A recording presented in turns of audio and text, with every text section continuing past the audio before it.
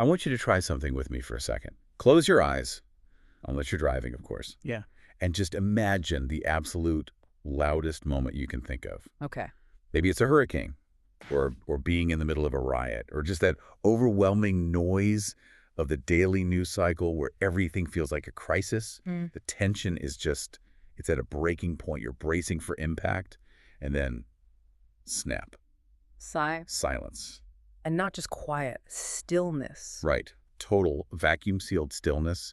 The wind dies. The waves on the ocean turn into a sheet of glass. It's that calm before the storm. Oh, on a planetary scale. That's a perfect way to put it. And that is exactly where we're starting today. Such a dramatic shift. It is. We're diving into Revelation chapter 7. And honestly, if you've been following the narrative up to this point, this silences. It's shocking. The chapter before this ends with the cosmos just falling apart, stars falling, the sky rolling up like a scroll. You're expecting the grand finale, the end of the world. Exactly. You expect the crescendo. But instead, the director yells, "Cut!" and everything just freezes. So our mission for this deep dive is to figure out what's happening in this pause. We're going to look at some pretty cryptic math involving the number 144,000. And we're going to figure out why a specific list of ancient tribes looks a little suspicious. Yes, and we'll unpack this amazing paradox of a lamb who acts as a shepherd. And we'll dig into the original language because there are words here like sphrages and skonchase that, they completely change how you understand what safety even means. Okay, so set the scene for us. Revelation 7, verse 1. We get this massive wide-angle shot of 4 angels standing at the 4 corners of the earth. Now, I have to jump in here right away. 4 corners. A modern reader, well, they're going to see that and think, see? The ancients thought the world was flat. Right, and that's a totally fair pushback. It comes up a lot. But we have to remember the genre we're in. This is apocalyptic literature. It's highly poetic. It's symbolic. It's not a geography textbook. It's not a geography textbook at all. I mean, even today, we use idioms like news from the 4 corners of the globe. We know the Earth is a sphere, but the phrase just means Everywhere. everywhere. Precisely. It's about universal authority. North, south, east, west. And the action is what really matters. They're holding back the 4 winds. And these aren't just, breezy trade winds, are they? No. In the biblical imagination, winds often represent these massive destructive forces, judgment, political chaos. Think of them as the engines of history that just knock empires over. So these angels are physically restraining them, creating a kind of supernatural pause. Exactly. Demilitarized zone. Okay, so destruction is on hold. Why? What's the delay for? The delay is for a rescue mission, or more accurately, an identification mission. In verse 2, another angel shows up, ascending from the east. Okay, pause in that direction. The east, is that significant? In Scripture, geography is almost never accidental. The east is the direction of the rising sun, so it symbolizes light, new beginnings. Often it's where God's glory comes from. So this angel arrives with the dawn. He does, and he's carrying something important. The seal of the living God. Okay, let's unpack seal. When I hear that, I'm thinking of like a Ziploc bag or maybe a wax stamp on a letter. A wax stamp is closer, but you need to dial up the intensity by about 1,000. The Greek word is sphragus. Sphragus. And in the ancient world, a sphragus was everything. It was a mark of ownership, of authenticity, and legal protection. If a king stamped a crate with his seal, it meant 2 things. 1, this belongs to me. And 2, if you mess with this, you answer to the king. That's it, exactly. It's a do not touch sign for the apocalypse. Ah, I like that. And this angel shouts to the others, do not harm the earth, the sea, or the trees until we have sealed the servants of our God on their foreheads. On their foreheads, that's very specific. It's visible, it's bold, you can't hide it. And it's meant to be a direct contrast to something else that comes up later in the book. The mark of the beast. It's setting up a choice. You're either marked by the system or you're sealed by God. It's all about who owns you. So chaos is on hold, so this group can be tagged and protected. And this brings us to, well, probably the most controversial part of the chapter, the math. The 144,000. Verse 4 says John hears the number of those who were sealed. 144,000 from all the tribes of Israel. Now, I've heard people take this literally, like there are only 144,000 spots in heaven, and you better get your ticket now. Is that what's going on here? No. If you read it that way, you run into huge problems almost immediately. With numbers in apocalyptic literature, you have to think qualitatively, not quantitatively. They describe the nature of the thing, not the actual count. Okay, so break down the equation for us. How do we get to 144,000? Let's do the math. You start with 12. That's the number of the tribes of Israel, right? The Old Testament people of God. Yeah. Then you multiply that by 12 again, which many scholars see as representing the apostles or the New Testament people. So 12 times 12. Old and new covenants together. It's the ultimate meeting of old and new. That gets you to 144. Right. So where does the 1,000 come from? This is the really cool part. In ancient Near Eastern culture, the number 1,000 wasn't just a count. It was often used to designate a military unit, a chiliad. It implies an organized force. A battalion. A battalion, a full company. So when you have 12 times 1,000, you're not just saying a lot of people. Wow. You're saying the complete, perfect, organized army of God. So John hears is a muster roll. He's hearing an army being formed. He's hearing a military census. Exactly. And then he lists the tribes. And this is where, most of us might just tune out because it looks like a boring list of names.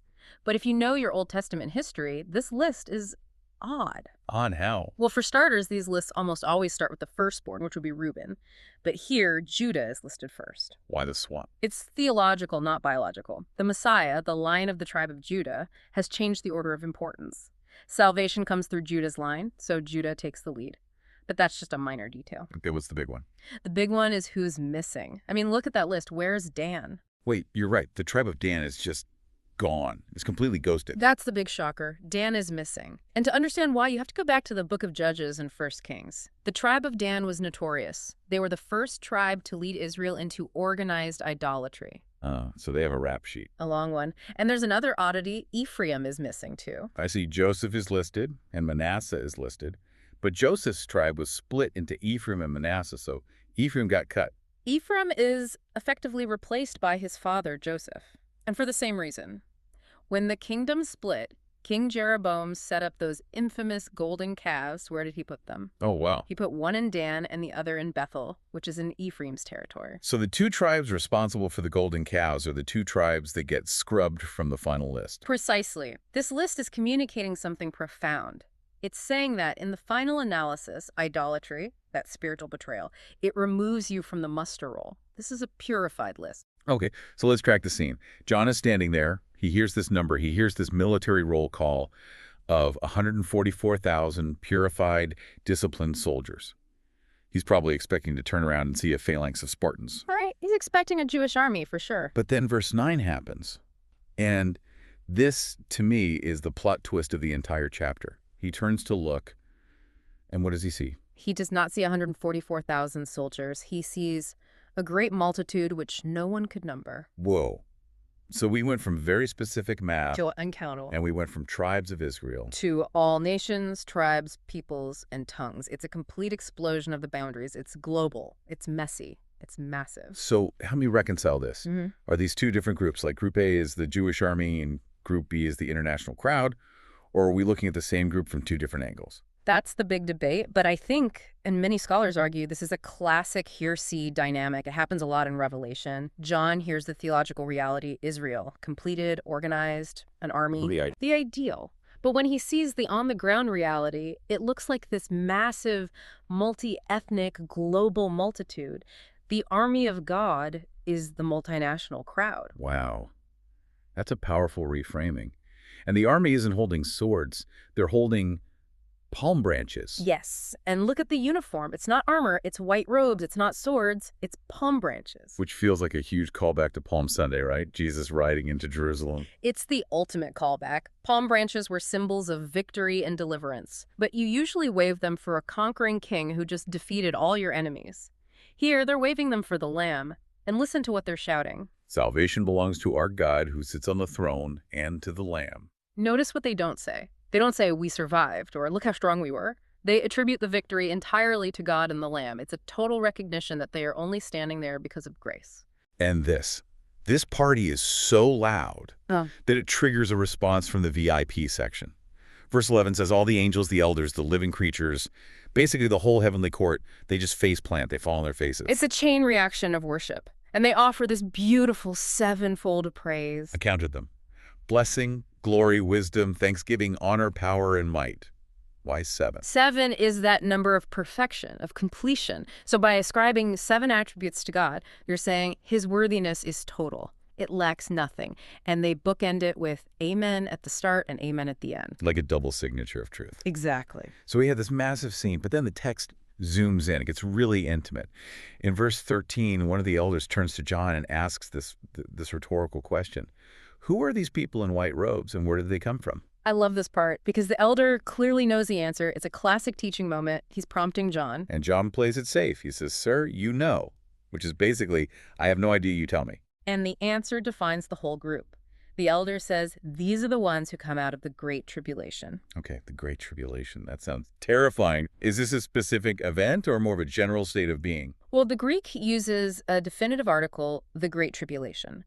It implies a specific time of supreme pressure, of crushing and testing. But notice the preposition, they came out of it. Right. They didn't escape it. They weren't airlifted out before it got bad. They went through the pressure cooker and came out the other side. And how did they survive? The text gives us this very strange, paradoxical image. It says they washed their robes and made them white in the blood of the Lamb. And this is paradox number 1. I mean, common sense tells you that if you wash a white shirt in blood, you ruin it. It turns red. Right, it's a stain. It's a biohazard. But in the, let's call it the spiritual physics of the gospel, the blood of the Lamb acts as a cleansing agent. It's the only thing that removes the stain of guilt and sin. It's saying their whiteness, their purity, isn't because they were good people. It's because they were washed. So they're clean. They're standing in the temple. And then we get this incredible promise in verse 15. He who sits on the throne will dwell among them. This brings us to that second Greek word we talked about. The phrase dwell among them is the verb skonise. Tronsius. What's the root of that? It literally means to pitch a tent or to tabernacle.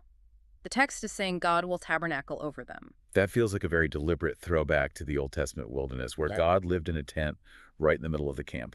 It's exactly that. But in the wilderness, God was in the center, but there were, curtains and barriers. Here, the barriers are gone. It implies God is pitching his tent right over you. It's a shelter. It's intimate proximity. And because of that shelter, the conditions change completely. Verse 16 lists everything that's gone. They shall neither hunger anymore nor thirst anymore. The sun shall not strike them, nor any heat. And think about those things specifically. Hunger, thirst, scorching heat. Those are the threats of a refugee, someone in the wilderness. For an audience in the first century, or really for anyone suffering today, those are real physical threats. The promise isn't just you'll feel happy, it's your body will be safe. And this all leads to the final, and I think the most beautiful image in the chapter, verse 17. The Lamb who is in the midst of the throne will shepherd them. Just stop and let that image settle for a second. A lamb acting as a shepherd. It's completely backward. Shepherds lead lambs. Lambs get eaten. Yeah. They follow. You don't put a lamb in charge of the flock. But that is the great subversion of the kingdom. The one who was the sacrifice is now the sovereign. The one who was vulnerable is now the protector. And where does this lamb shepherd lead them? He leads them to living fountains of waters. Again, the perfect cure for the thirst they felt in the tribulation. And then, the very last line, and God will wipe away every tear from their eyes. It's so incredibly tender. It doesn't say tears will eventually stop. It says God, the creator of the cosmos, personally reaches out and wipes the face of the sufferer. It means the pain of the past isn't just deleted, it's attended to, it's acknowledged, and then it's healed. That's a heavy, beautiful place to land. So let's try to pull this all together. We've covered a lot of ground here. We have. We started with that cosmic silence, the scary pause before judgment. We saw the math of the 144,000 and realized it's not a limit on salvation, but a picture of a militant, purified army of God. Then we saw the missing tribes, which is this sober warning that idolatry has no place in that army. And then we saw that army revealed as this global, diverse multitude standing only in the victory of grace. And finally, those paradoxes. Robes made white by blood, a God who camps out with his people, and a lamb who takes up the shepherd's staff to lead everyone home. I want to leave our listener with one final thought based on that shepherd image. We usually want a leader who's bulletproof, don't we? Someone strong, untouchable, who can just blast our enemies away. That's the human default, for sure, the strong man. But this text offers us a leader who has been crushed, a lamb.